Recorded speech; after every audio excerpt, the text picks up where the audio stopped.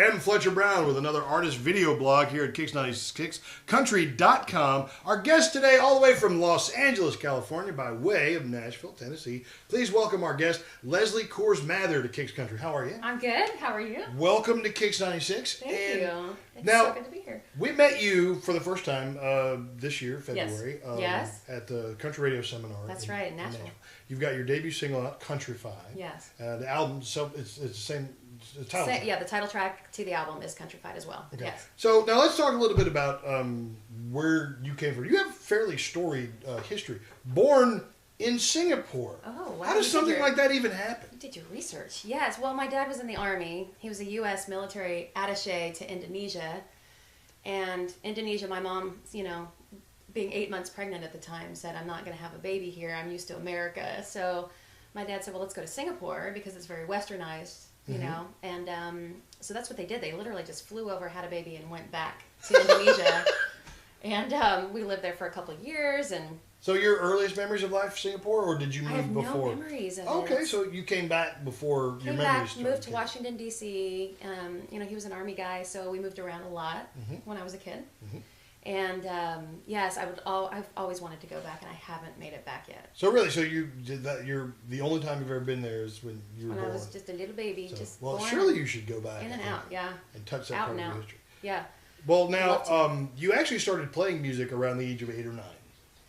I did. We moved around a lot, and we had a piano, and so that kind of became my constant every time we would move. So I would play piano, I'd write songs. I had no idea how to play, but I just kind of tried to figure it out. And, my piano just became, I don't want to say a friend because that sounds really scary, but just that one thing in my life that, I could kind of go to when I was lonely and I needed to make new friends. Because everywhere you move, you're starting over.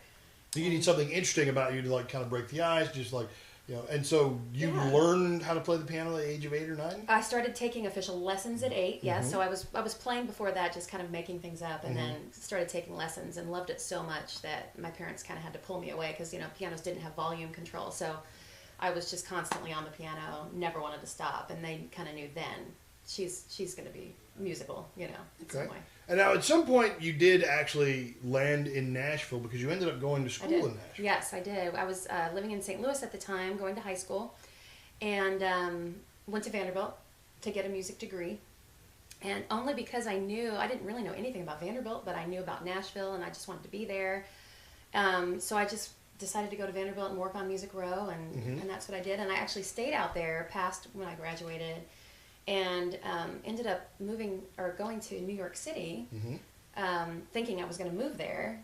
Entered this contest, I sang, I acted, and they sent me all the way out to LA. And I just thought, well, why not? I haven't tried LA yet, so I might as well just try it out and see what happens. And I got to Los Angeles, and for the first 4 years, I've been there for a while, I threatened to move back to Nashville because it's so different out there. It is very, very different. It's so different, and I missed it. I missed being in Nashville so much. But then I got married. My husband now has a job there, and so it makes most sense for us to live there and fly here. All right, so you come to Nashville. Yeah. What was the impetus, though, for that? What made you decide that, I'm going to go ahead and give the Nashville thing a real try and, I'm going to put together an album?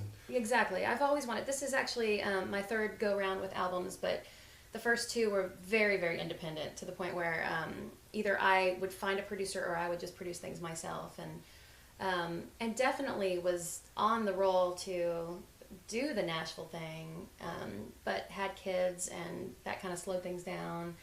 And one of my middle child ended up contracting leukemia, and that was a long stall for me. So it just became all about being a mom, and making sure that she had my full attention. Absolutely. Yeah. So this is kind of like our next go round, and I'm just enjoying it really because my kids are good, my daughter's healthy, and everything's stable, and so now I can really put my energy into this. And you're a songwriter too. I mean, am. so it's not like you're going to Nashville and saying, "Give me all of these songs." I mean, you're bringing your own songs, your own life experiences, which are now obviously so much richer, and so much fuller. Right. And so now you've got this album put together. Countryfied is the album. It is, and Countryfied for me, I wrote Countryfied, And I just wanted to come up with, I felt like I had an identity crisis because I lived around the nation and outside of the nation. And, you know, and I kind of just had this moment where I didn't know if I was city or country because I had come from here and then I had gone out there and I felt like I had influences at both places. And so I thought, so that if you listen to Countryfied, the lyrics are, they're meant to be funny, just to play on the culture clash that happens between city and country. And so to me, Countryfied became this term defining who I am, that I'm a living a big city life, but I've got country roots, and kind of the difference between the two, you know, ways of living and the things that you see. They're very comical when you put the two together. It's very funny. Yeah, I'm like that because, you know, I mean, I'm totally city. My mother is 100% country, and for the first half of my life, I just didn't get it. You know, but my mother constantly exposed me to like Merle Haggard, George Strait, all these things, and then taking me back to where she grew up in Mississippi. I totally understand that. Yeah, so, it's and there are a lot of people that do. That's the thing I'm coming to find out as I go around. There are a lot of people who are in big cities now who have those country roots, and it's easier to plug into than people think. Yeah, I think so too. Yeah, and I think Countryfied is, you know, I think even just being country is about family, and it's about the roots of who you are more than where you live. Exactly. Especially now, when we have the internet and we have, you know, the world has just gotten smaller and easier to access. So. Okay, so now you're back and forth from Nashville to LA and back and forth. And you're on your first radio tour now. Yes. You're here at the front of this. The single Countryfied is on country radio right now. And the album, is it completed and available? It is. Well, it's completed but not yet released. That's coming soon.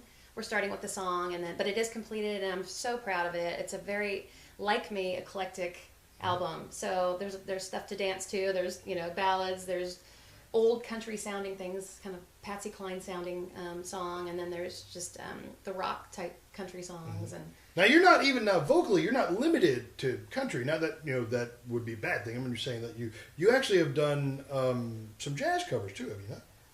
Well, the song that I'm talking about that's kind of a Patsy Cline sound was an old jazz tune from the 1940s. We did it in more of a country Patsy Cline way. Oh, you evolved it. Yes. You made it your own. Which I thought was just, my producer came to me, Denny Deontay is my producer, and he came to me and said, this is going to be crazy, but I just hear this in your voice. You have, because one of my biggest influences was Ella Fitzgerald. Oh, yes. I just could, you know, listen to her all day long. She makes me very happy. And so I do have that in my influence, you know, bank. So I wanted to make sure that I brought that in, and I didn't even think to tell him. And he picked up on it and said, let's do this old jazz, you know, radio hall, jazz hall kind of tune, and let's add an old country flair to it. So that's what I'm very excited about. So anybody who's just coming to Leslie Cours Mather right now, you're going to hear Countryfied, you want to hear on KIX 96, be happy to play it for you. Call us up and let us know. And if you go to iTunes. Yes, it's on iTunes. Countryfied is on iTunes. That's right. When the album is available, what she's saying is that there's some other things on there that you might also find intriguing. So, yes, and you can go to my website and you can hear samples of the album now. Oh, that's amazing. So where is your website? Where can folks find it? My website is my name, LeslieCoursMather.com. Want me to spell it? Please, go ahead. Yeah, Leslie. Cours, like the beer, but it's Cours. And Mather is Mather. Not with an S. No S. Not like Jerry Mathers, the beaver. No, completely different. Leslie Cours Mather. What about Facebook, Instagram, and Twitter? Absolutely. Yes, Facebook, it's my name again, Leslie Cours Mather. Twitter, same thing. Instagram, for sure. Yes. Well, look for Leslie Cours Mather. Leslie Cours Mather. And it's like, I'm just going to put that S somewhere where it doesn't belong. You can call me LCM. How about that? Look for Leslie on the interweb. Find her single Countryfied on iTunes, and we'll play it for you, KIX 96. Leslie, thanks for visiting. Hey, thank you so much. All right. I had a really good time. We'll see you next time. Another artist video blog right here at KIX 96 Country.